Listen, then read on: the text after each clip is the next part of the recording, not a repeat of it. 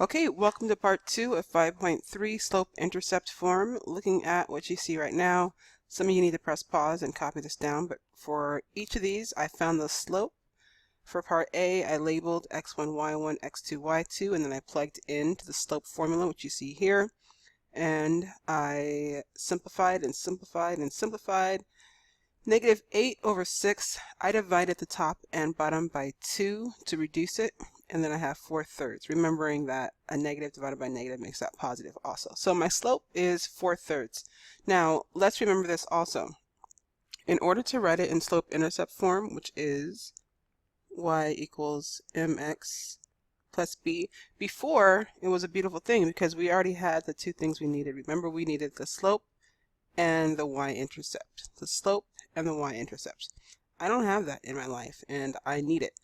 So we have the slope. We're going to use this formula and manipulate it a little bit so that we can find the b.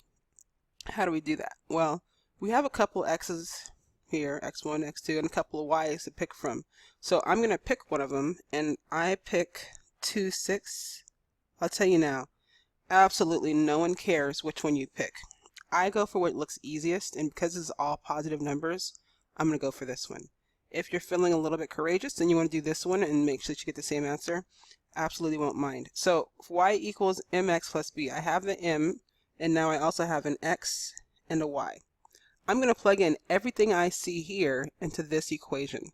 So instead of y, I'm going to write 6 equals m, which we said was 4/3, times x, which is 2, plus b. Now I'm going to simplify. 6 equals, I'll put the 2 over 1 and multiply straight across because I can't cross cancel anything, so 8 over 3 plus b. Now to get b by itself, I'm going to subtract 8/3 and subtract 8/3. A little more fraction action for us. I know you're excited. My area is getting a little bit dirty here. So I'm going to put the 6 over 1. What's the common denominator here? Well, 3. So I'm going to multiply times 3 times 3. And now I have 18 over 3 minus 8 over 3.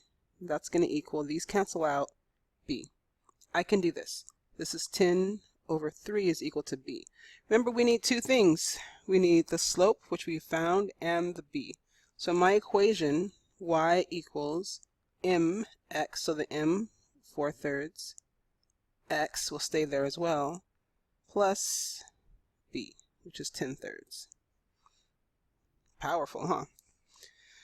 That was kind of intense, but you guys did well with it. Let's try another one just like the other one.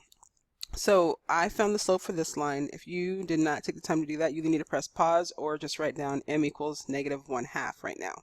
Now again, we have our pick of points. We can choose -7, 5 or 3, 0. What do you think I'm going to do? I am going to go for 3, 0 for two reasons. One, there's a 0. That's always user friendly. And two, there's no negatives. Not that I can't do it. It's just that if I don't have to, I'm not going to. So I pick this point. Here's x, here's y. Take a moment right now and plug that into y equals mx plus b. Go ahead and press pause and do that. Okay, so if you press pause, this is what it looks like. And so to simplify, 0 equals -1/2 times 3 over 1. -1 times 3 is -3 over 2 plus b. And if you want to fast forward right now to get to the end so that you can pause and do this by yourself, I would be quite honored by that. So I have 3 over 2 is equal to b. Great, I have the two things I needed. I have my m and I have my b. So y is equal to mx, -1/2 x plus b, 3/2. Not always going to be fractions, but I figured if we do the harder ones together in class, or actually on video, then you would be fine for it on the homework. Press pause if you need to write down any notes. I'm going to scroll down. Okay, you actually have already had a preview for this next section right here. It's kind of nice, and that's why the last lesson on direct variation is just a little bit longer, but I wanted to kind of get ahead a little bit. So for this one, it's a beautiful thing. We're going to graph each equation. What we like about part A, B, and C for that matter, is that they're already in slope-intercept form. I'm going to keep saying it over and over again. Slope-intercept form. Y equals mx plus b. Now remember, your slope right here. This is your rise over your run. We set that in the beginning of the notes. The M is going to tell you where to move. It's a beautiful thing. The B is your y-intercept. It's going to be a coordinate 0, B. And that tells me where to begin. All right, that's all I need. We're going to graph this. Make sure if you don't have it already, go ahead and press pause, take out a ruler or a straight edge, a card, whatever you need. Get something so that your line's not jacked. Okay, looking at this equation, I need you to write down what your slope is. And because I'm not asking this as a question, I'm going to say M. And I need to know what the B is as well. The M, remember, it's y equals mx plus b. So my M is 3. Now it's rise over run, so I'm going to write that as 3 over 1. And then the B as a coordinate is 0b. Well, what's the B? -2, because of that minus sign. B tells me where to begin. So direct variation, we always began at the origin. Now, not so much because we have that -2, so we're going to shift down 1, 2 at 0, -2. That's where I begin. 0, -2. M tells me where to move. So if it's rise over run, this is telling me I need to rise 3, so up 3 because it's positive, and right 1 because this 1 is positive. I'm going to go to the right, not to the left. So from here, I'm going to go up 1, 2, 3, and right 1.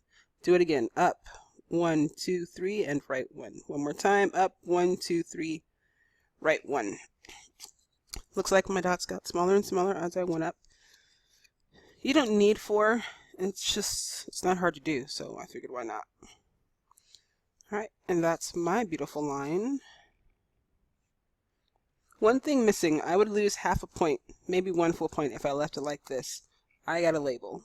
Y equals 3x minus 2, and then I'm good. Alright, let's try another one together before I let you do C on your own. So my slope, remember, y equals mx plus b.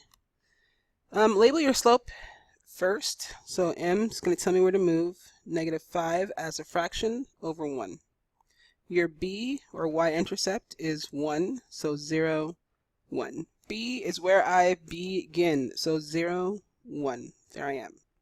From here, I'm going to go, looks like it's -5, so I'm going to go down 5. And this 1 is positive, so right 1. You only count the negative once. You can't go -5 and left 1 because the negatives will cancel out, and that would mean that this was positive. So down 5, right 1. Down 1, 2, 3, 4, 5, and right 1. Now, I do like to have 5 points. So what if I wanted to go the opposite?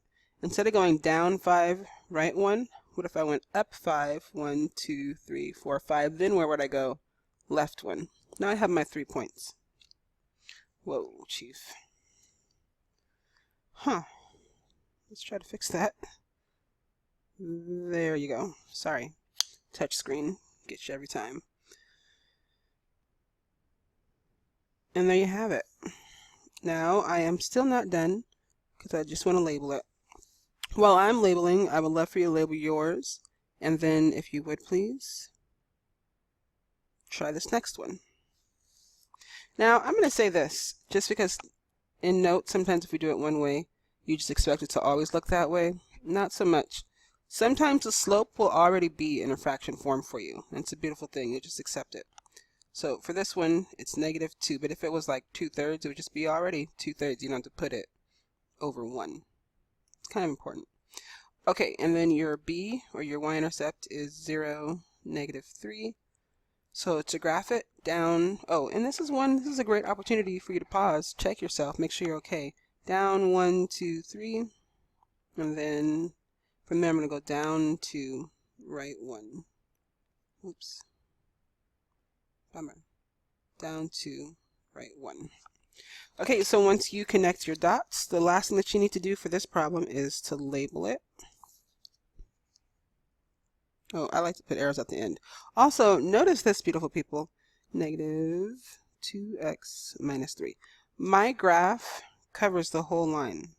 Like, I'm not going to just do a little baby graph. Some people, if this is your x, y coordinate plane, they'll be like, it's kind of a punk way out. They'll just do that.